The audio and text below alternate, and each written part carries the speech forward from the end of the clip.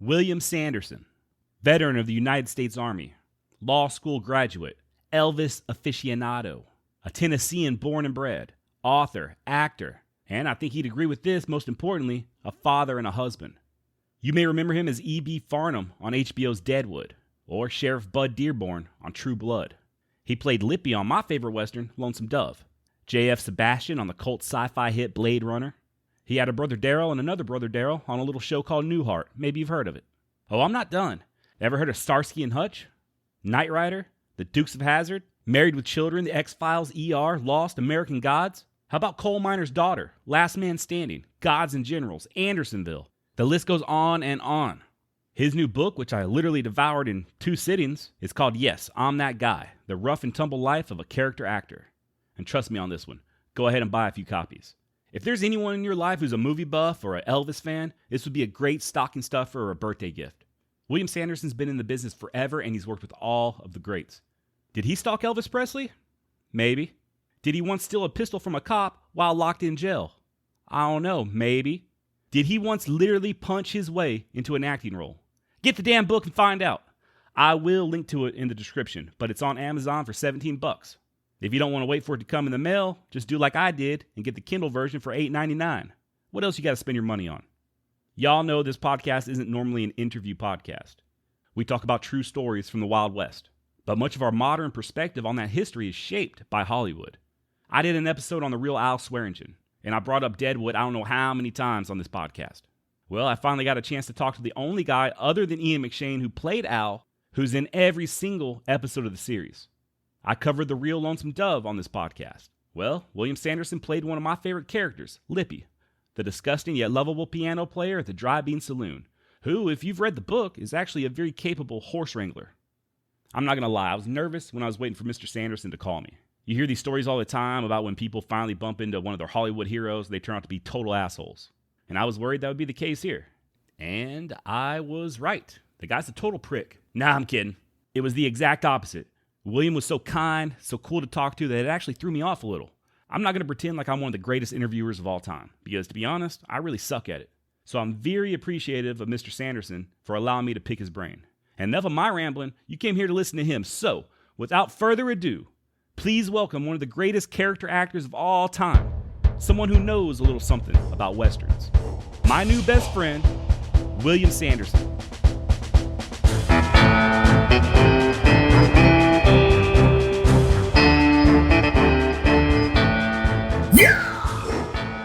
Okay, so William Sanderson, welcome to the podcast, sir. It's an honor. Oh, it's my honor. I'm already intimidated.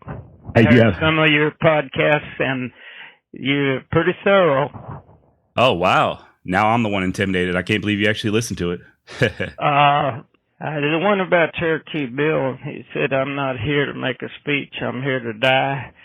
That hit home. I don't know. I hope I'm not here to die, but I've died before. Oh, I hope so, too. At least not today. I talk a lot about, Wild West history, obviously, and you've worked on your fair share of Westerns. Is that a genre you enjoy working in? Oh, yeah. He could chew tobacco, and if they gave me a horse I could deal with, I was always thrilled, and I grew up watching them. So, yeah, often outdoors, get to travel. It was a lot of fun. That thing I just said was a non sequitur about Cherokee Bill, but it sounded right for me. Anyway, go ahead, please. I feel like you could probably still do that role as Cherokee Bill. Well, yeah, I'm about the right age that he died, right? Did he die at 20? It's pretty young, but age is a number. No, but I can relate, and listen, I don't want to control this. Your questions are good, and I can't help but give you non sequiturs, but if he's of a mixed race, they cast me as an inbred for years, and you name it. So part of the reason for writing the book was to dispel some of that. I have a law degree and a few other degrees. That's right. You have a JD law degree. It's the University of Memphis? Yeah, it is now. Yes. So you have a business degree and a law degree, correct? Yeah, but I have a DD 214. I'm a vet. Yes, sir. I keep the hat there to remind myself. I'm kind of proud that I got that in before school. But listen, I'm already digressing from your interview. No, I'm liking the direction it's going. I was going to tell you, my dad was a combat medic in the Army as well. Well, you see, I was a medic, but not in combat. So Right. my brother was in Vietnam. Where was he stationed? Right. Yeah, he's about your age. He was in Fort Polk, Louisiana, then Vietnam, or Fort Hood. Or, I'm not sorry. Fort Sam Houston, I believe, is where the medical school is, Yeah, right? that training is at Fort Sam, but so he was in Vietnam. Yes, sir. Oh, is he still with us, I hope? He is. Yep. Give him my thanks. You know, my brother was over there twice, but probably didn't see near the kind of combat your dad did.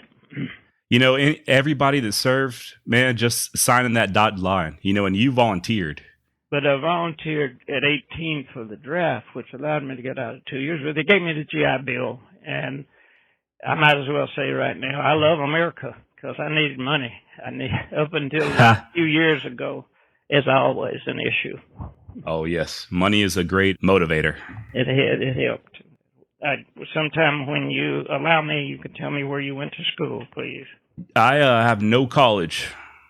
Well, that's why you're so good at this. They're great, the podcast and the audio and the thoroughness and the energy, But you were started to say you decided not to go to college, which is a smart move. Well, I had a kid early. When I was 18, my son was born. Mm-hmm. So, yeah, I had to go to work. I've been working ever since. Well, people could learn from you today. It doesn't educate you, the education. But for me, I was probably just trying to keep from going to work. It's, what it is, a girl said, I said, why did I go to law school? And she said, insecurity, I guess. So, to each his own, and I'm glad you're doing well. And I'm still alive. I think we're both going to be alive for a few more years, hopefully. You know, you said you grew up watching Westerns. Yeah, I wasn't an expert, and I'm still not a historian, but I did see some that impacted, like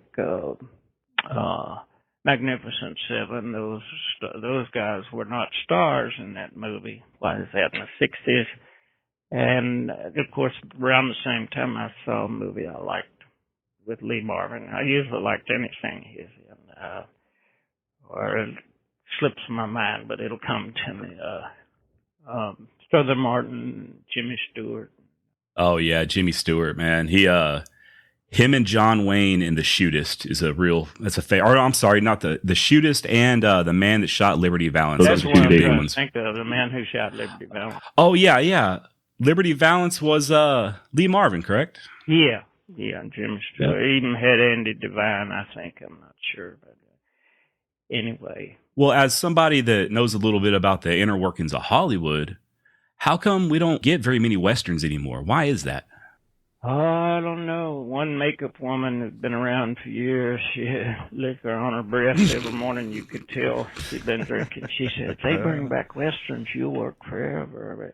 That was a remake of James Garner did Maverick again for television. And why don't they bring them back? I don't know. Maybe they tell me science fiction is the new Western, but I love the Westerns, but actually pretty much any job that but something about the Westerns it's a lot of fun, and that was my goal when I got out of when I learned I wasn't going to practice law. Never took the bar. I wanted to have fun, and I did. Good. When you get a role like E.B. Farnum, or like you played on Andersonville, you're playing a historical role, and with E.B., he was a real life person. Do you do any research into those real people, or do you kind of make it your own character? Well, if you're Robert De Niro or some of these other actors, they got months and months and sometimes years to research. So I usually get a script at the end. On Deadwood, I was able to research that, and because I had some time to get ready and realized he was a postmaster, dispensed justice sometimes in the street, first mayor. and opened a successful business. My character, E.B. Farnum, but David turned him into a buffoon. But that's okay. David, until unfortunately he has Alzheimer's, he insisted on putting me in every show. And only Ian McShane and I were in every show. So I'm really grateful, but terribly sorry that he's ill. Yeah. Last movie they made, he was very sick. I've read about that. I didn't know it was Alzheimer's, man. He's got to be a mastermind. Just seeing what he did with Deadwood. Yeah, genius type. I think taught English literature at Yale, and but it sounds bragging. But from the get-go, I had one person to answer because David controlled everything, down to the editing or who appears in the show, and that's the only guy I worried about. If you get too many bosses, you're in trouble. Oh, I know how that goes. 2 bosses can capsize a boat. Well, we had 4 on the movie, the last movie, but I survived it somehow. But I wish David was still healthy and we were still working together. Well, I was going to say with E.B. Farnum, you had quite the wardrobe you would wear. How would you describe E.B.'s fashion sense? Well, somebody say he dressed like a fop. It felt pretty comfortable. Now, I don't know about the last movie. I'm just grateful to her survived it. But the costume, I like authentic, and I'm kind of picky and opinionated. Somebody said stubborn, opinionated, forceful, and that's not good if you're just a character actor. But on Newhart, may I back up a minute? There's a sitcom I did. We had a wonderful costumer, and he knew what I was going for. So he frayed the edges of my coat. I based him on the town crazy I played in New York. His name was Larry, my brother Daryl. In comes a new costumer when Ralph passed away and said, I fixed your coat for you. He fixed all the frayed edge. And, costumers are so important. You put the costume on and get out of the way. So I owe Janie Bryant for her help on Deadwood. I get so long-winded talking about things you didn't even ask me about. Listen, I just read your book in about a day and a half, so I find all of this interesting. Oh, thank you for reading that. I'm really thankful that you allow me to mention it. And the pandemic makes it hard to promote. But I also, if I can suck up a little lifetime in Hollywood almost, can't help it. I read the reviews for your show. Uh-oh. They were great. And I said, but I would urge people, if they can, to read the reviews on Amazon. They came out pretty good. Yep. I was looking yesterday, and you've got 5 out of 5 stars, it looks like. Yeah, but, when I do see the bad ones or something, I'll have to talk about that. I love things I read. Norman Mailer was talking about an actress. She lost a line between what people wrote about her and who was the real actress. So I don't want to lose any line. I'm honored to be on your podcast. I think the hardest thing for you to do will be edited. Well, I got a guy for that, so. Do you? The mind just fragmented. Too many auditions. Well, your book is called Yes, I'm That Guy, The Rough and Tumble Life of a Character Actor. And one thing about Amazon, I have a running joke. I call them the assholes of Amazon, the people that leave negative reviews. Oh, assholes, yes, yeah. And, if I don't like something, I just don't like it. Why put out that negativity into the world? That's how I feel about it. I didn't know because I got so few. And, that scares me that they do that. To be honest, there's one called Goodreads that gave me generally good ones. But I'm not sure ladies like the stories of half promiscuity, not the promiscuity of a major movie star. But some men like the book, and I'm grateful, but Amazon shouldn't put negative stuff out. No. I think if any women didn't like the promiscuity of the book, they might not know very many men. You know what I mean? Well, there's people, they read a lot of books and they write. if I'm looking for other writers that was the first time we ever did that with all the help I got from Ray Richmond and my wife, who at that, I knew I had to stop drinking. Yeah, the women that, yeah. Well, there's a lot of jealousy and what? I don't know. They talk about doing a film hard to finish. Well, isn't doing a book hard to finish too? So I'm just grateful that it's there. If somebody asks me why did you write it, the first thing I say is vanity, because I don't know where they go. There's many other reasons, but please get me back on track. And I know you're a busy guy. Is it true you wore Spurs and sneakers at your wedding? Oh yeah, I did. My mother-in-law. Yeah, thank you for asking that. They were given to me by an actor who did rodeo, and he was part of the scenery. He could do anything. They put my name on them. And so I put them on the tennis shoes that I'd worn on Newhart or something. I'm not sure. It was crazy. But I didn't think anybody would really see it. Somebody said, why has he got Spurs? My mother-in-law said to attract attention. But there's better ways to do it. It was a happy day for me to marry Sharon in Las Vegas. I didn't think they'd show. But the boots, I would have never known. I was working on a Western. I probably saw some lady wearing tennis shoes and put Spurs on them. I learned a lot of things that might have been a dumb choice. Do you think, Josh? I'm kind of thinking about stealing it, to be honest with you. Well, it's comfortable. And, I was introduced to Spurs by generous people that let me borrow them, and good memories. A lot of times in Texas, the young ones will tuck their pants in the top of their boots. Oh, yeah. Hell, I'm too old to do that. And so he said, tuck one in. And so I could show all my boots, and it looked like people would run up, you missed, just a lot of things you can learn from those cowboys. You're no longer in Hollywood. You're living in Pennsylvania right now. What's that like?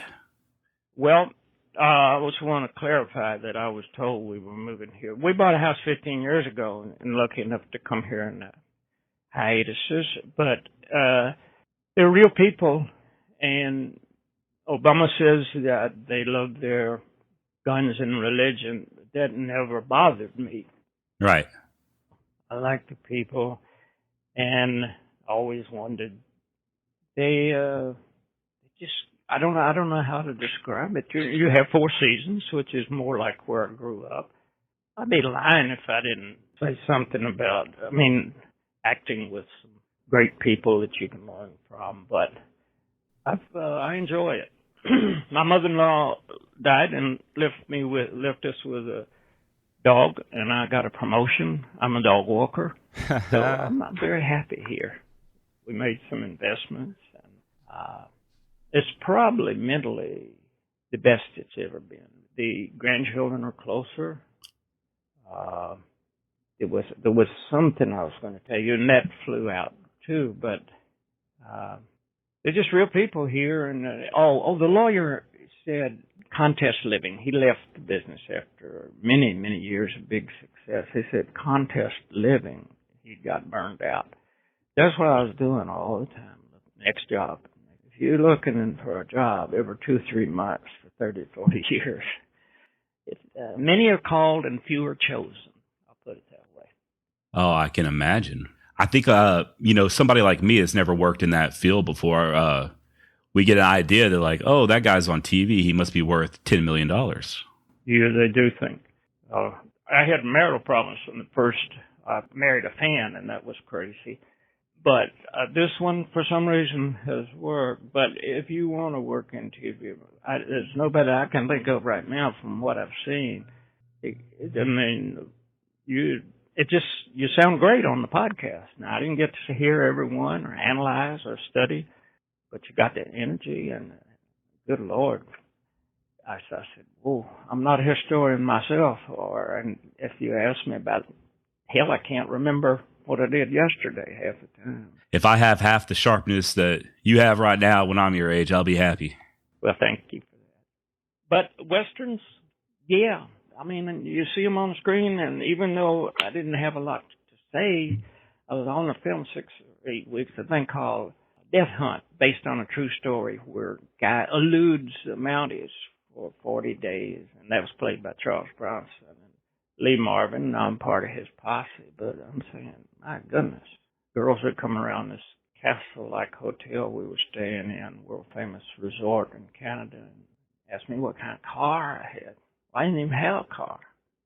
And I knew I wasn't going to impress them. I was so broke when I got that film. I was happy to have a few lines. Absolutely, yeah. You should have pointed them to Charles Bronson for the cars.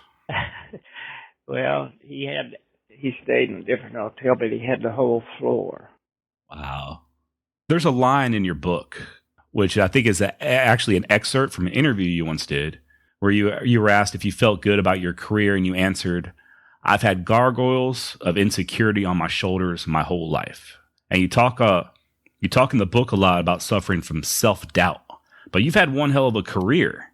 Has the self-doubt, those gargoyles of insecurity, has that helped you in your career? I wouldn't be surprised.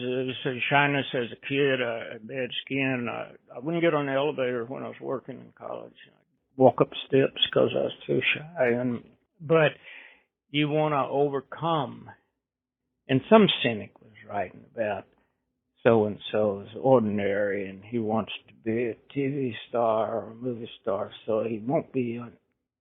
I never analyzed it, except I learned that you can be shy and still do a good job. And that's from having good teachers. Okay. One of mine was William Hickey, who was nominated for an Academy Award for Pritz's Honor, but I had other good teachers. I remember him yelling, "You can't put a lie detector on your hand. If you make a mistake in a scene, move on."